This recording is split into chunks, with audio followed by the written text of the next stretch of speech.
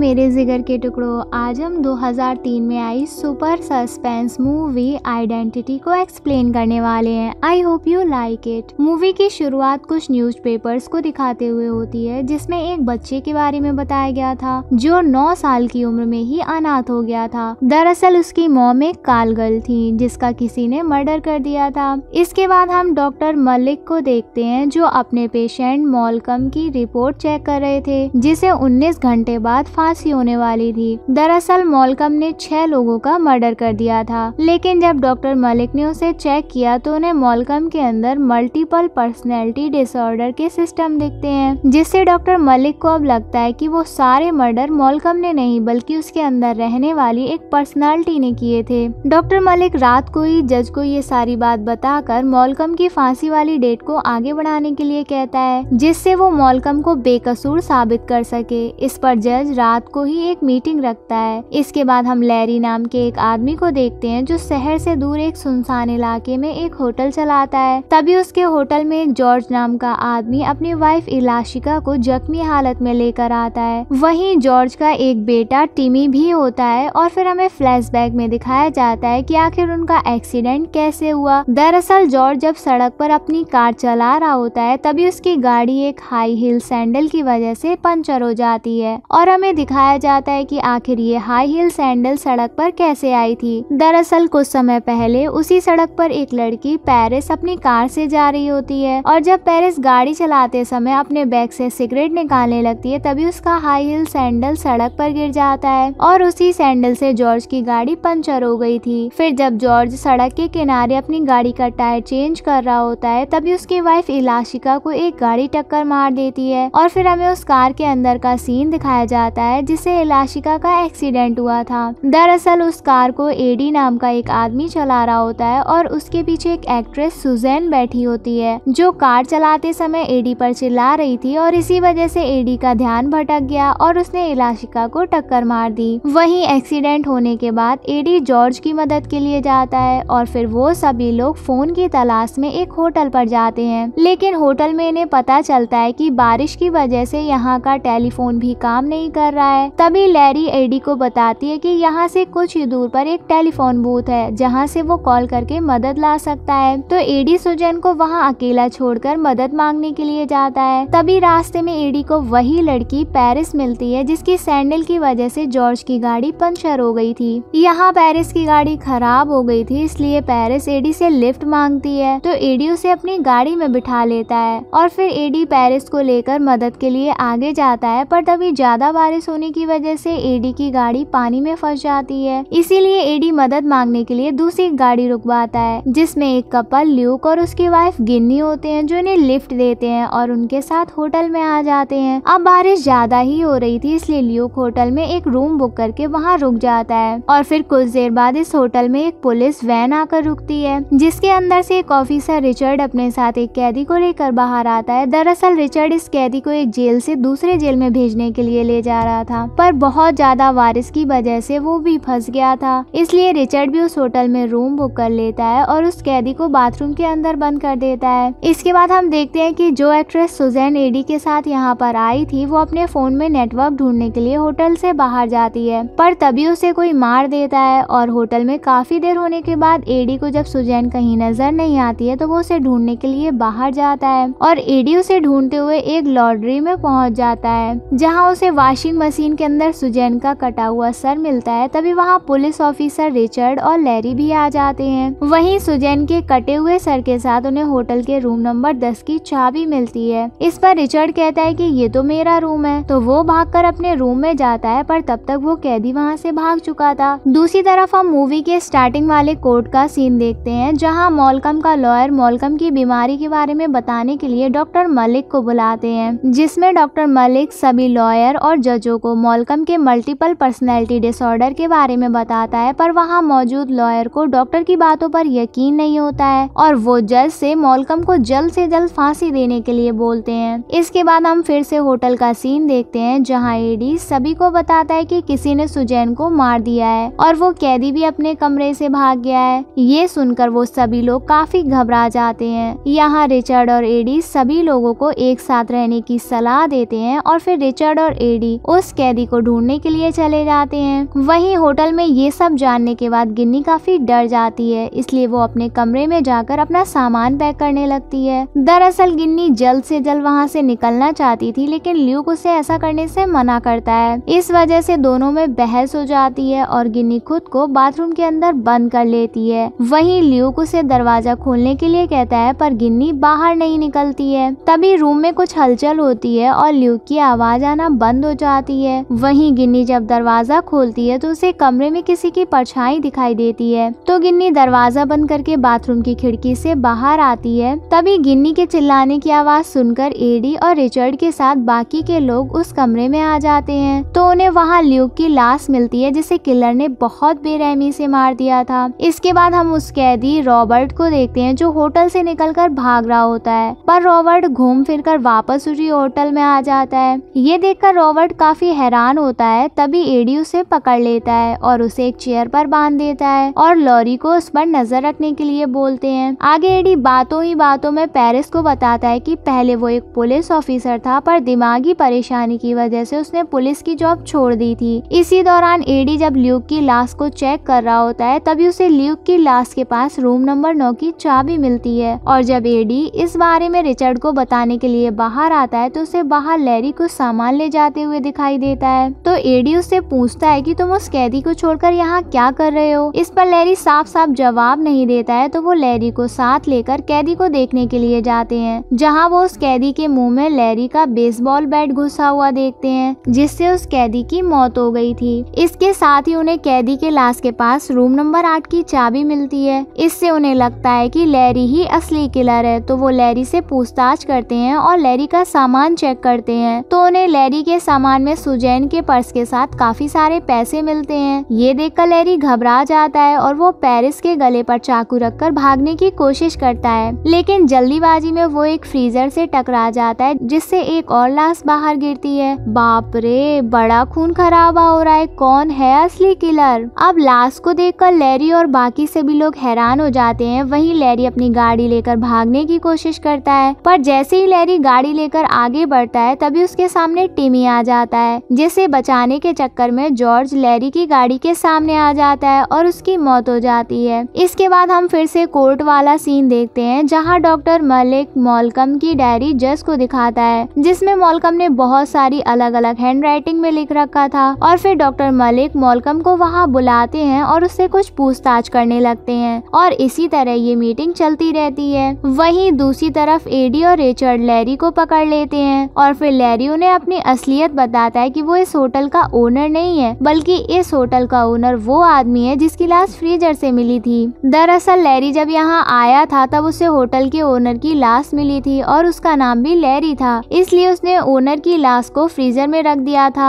तभी वहाँ रहने के लिए कुछ लोग आए, तो उसने पैसे कमाने के लिए उन्हें रूम दे दिया, ये सोचकर कि अगर वहाँ कोई होटल के ओनर के बारे में पूछने के लिए आएगा तो वो उसे सब कुछ बता देगा। पर कोई भी उसके बारे में पूछने के लिए नहीं आया, और तब से लेकर अब तक वो ऐसे ही होटल चला रहा था। लेकिन रिचर्ड उसकी बातों पर यकीन नहीं करता है। इसके बाद जब ये सब साथ होते हैं, तभी गिन्नी बताती है उसे एक डायरी से पता चला है कि ये होटल पहले मुर्दा घर था, इसलिए हो सकता है कि कोई बुरी आत्मा ही ये सब कर रही हो, पर किसी को उसकी बात पर यकीन नहीं होता है। आगे जब ये लोग इलाशिका के रूम में उसे देखने के लिए जाते हैं, तो इन्हें इलाशिका मरी हुई मिलती है, जिसकी लाश के पास इन्हें रूम नंबर 7 की चाबी मिलती है। यहाँ एडी इसलिए सोच में पड़ जाता है कि आखिर रूम नंबर 6 की चाबी कहाँ है। तो एडी जॉर्ज की लाश को चेक करने जाता है, तो उसे जॉर्ज की लाश में रूम नंबर 6 की चाबी मिलती है। इसका मतलब ये होता है कि जॉर्ज का एक्सीडेंट नहीं, बल्कि उसे किसी ने जानबूझकर मारा था। इस पर गिन्नी फिर से उनसे कहती है कि ये सब किसी बुरी आत्मा का काम है, लेकिन वो सब गिन्नी की बातों पर यकीन नहीं करते हैं। तभी एडी जल्दी से गिन्नी और टिमी को गाड़ी लेकर जाने के लिए कहता है, लेकिन जैसे ही गिन्नी कार स्टार्ट करती है, तभी कार ब्लास्ट हो जाती है, जिसमें उन दोनों की मौत हो जाती है। अब यहाँ रिचर्ड एडी को किलर समझने लगता है, क्योंकि एडी ने ही उन्हें वहाँ जाने के लिए बोला था, और जब वो सब गाड़ी के पास चेक करने के लिए जाते हैं, तो उन्हें वहाँ सिर्फ रूम नंबर 5 की चाबी मिलती है, जिसे देखकर वो सब हैरान हो जाते हैं। पर गाड़ी के अंदर चेक करने पर इन्हें गिन्नी और टिमी की लाश नहीं मिलती है। तो ये सब होटल के अंदर चेक करने के लिए जाते हैं, तो वहाँ से सारी लाशें गायब होती हैं, जिनकी अभी तक मौत मौत हो चुकी थी। अब ये देखकर वो सब बहुत घबरा जाते हैं। यहाँ पेरिस डरने की वजह से जोर जोर से रोने लगती है और चिल्लाते हुए कहती है कि प्लीज मुझे मत मारो, अगले महीने की 10 तारीख को मेरा बर्थडे है और मुझे अपने बर्थडे पर अपनी मॉम के पास जाना है। और तभी हमारे सामने एक और चौंकाने वाली बात सामने निकल कर आती है और वो बात ये होती है कि यहाँ पर मौजूद सभी लोगों का बर्थडे अगले महीने की 10 तारीख को ही था।